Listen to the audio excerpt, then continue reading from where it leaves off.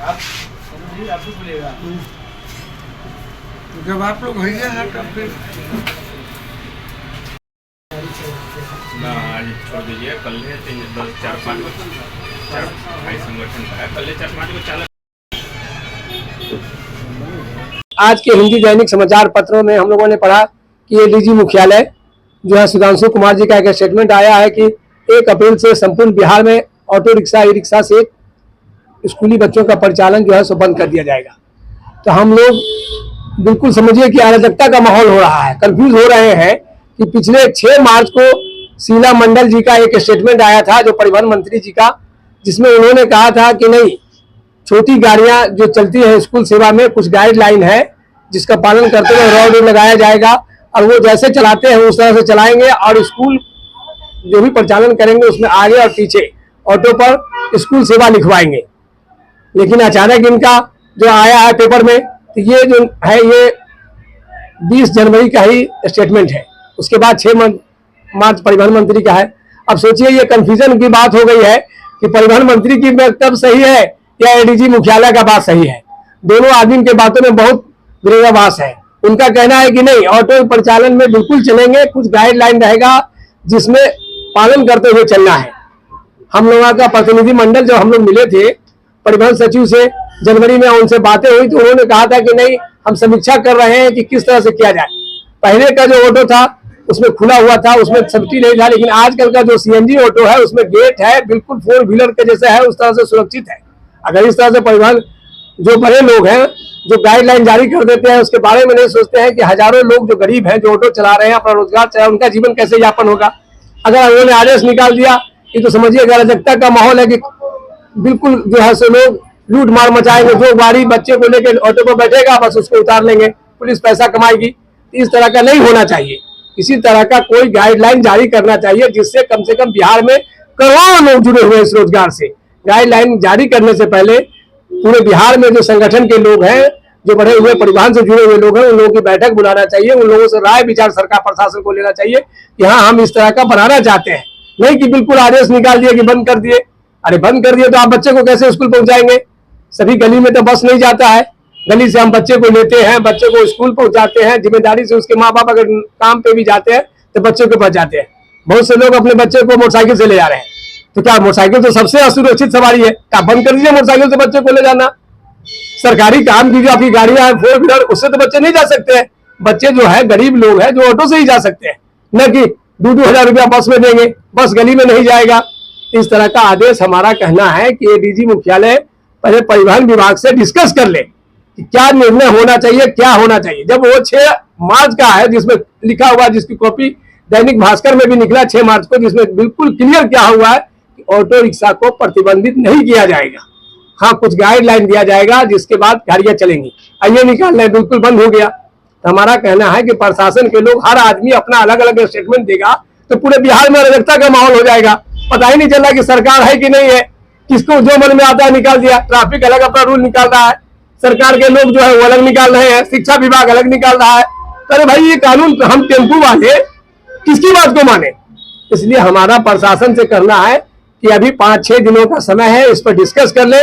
अगर इस तरह का तानाशाही रवैया अपनाया जाएगा तो हम लोग सारी अपनी गाड़ियों को ले जाके जो लोग आदेश, गलत आदेश पारित करेंगे, उनके कार्यालय पर गाड़ी लगाने का काम करेंगे।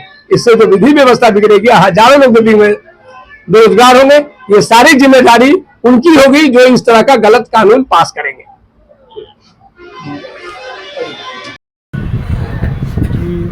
जैसा कि आप लोगों को मालूम है, जनवरी में ये मामला उठा था, तो हमारे प्रतिनिधि बिहार सरकार के जो परिवहन सचिव हैं संजय कुमार अग्रवाल, उनसे मिलने के बाद आश्वस्त हुए थे कि अभी ऑटो और रिक्शा का जो है परिचालन बंद करने का कोई निर्णय नहीं लिया गया। उसके लिए कमेटी बनेगी, उसके लिए मापदंड तय होगा, जिसके लिए 31 मार्च 2025 तक समय सीमा बना। तो ये समय सीमा के अवधि में के अंदर में जो बैठक हुआ, इसी मार्च महीने में 6 मार्च को जो है परिवहन विभाग का जो है न्यूज दैनिक भास्कर के माध्यम को मिला।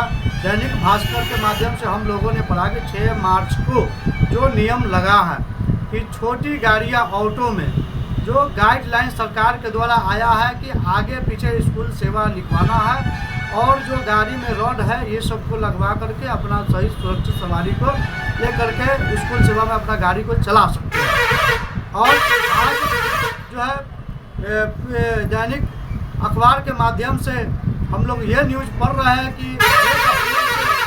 मुजफ्फरपुर में सभी गाड़ियाँ जो है ऑटो जो है स्कूली बच्चों को नहीं ढोने का काम करेंगे। जिला प्रशासन से और बिहार सरकार को ये कहना चाहते हैं कि स्कूल के से जो हमारे चालक जुड़े हुए हैं, जो बच्चों के अभिभावक हमारे ऑटो चालक से जुड़े हुए हैं, जो ये रोजगार का एक बहुत बड़ा साधन है जिससे हमारी गाड़ियाँ को जो है EMI भरने में बहुत ही आसानी से जो है EMI भरने का काम करती है। अगर इस तरीके से अराजकता का माहौल अगर बनाने का काम सरकार अगर करेगी तो हम लोग आपको अप्रैल महीने में उग्र आंदोलन करने की हम लोग काम करेंगे।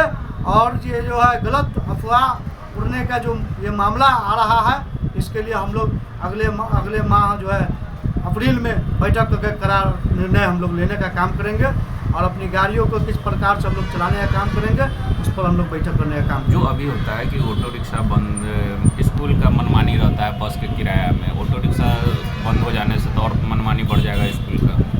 जी ये बात एकदम तय है। ये सरकार के द्वारा ये जो गाइडलाइन है, जो गरीब अभिभावक हैं जो ऑटो से अपने बच्चे को स्कूल भेजते हैं, उनके ऊपर बहुत बड़ा बोझ पड़ने की ये साजिश चल रही है।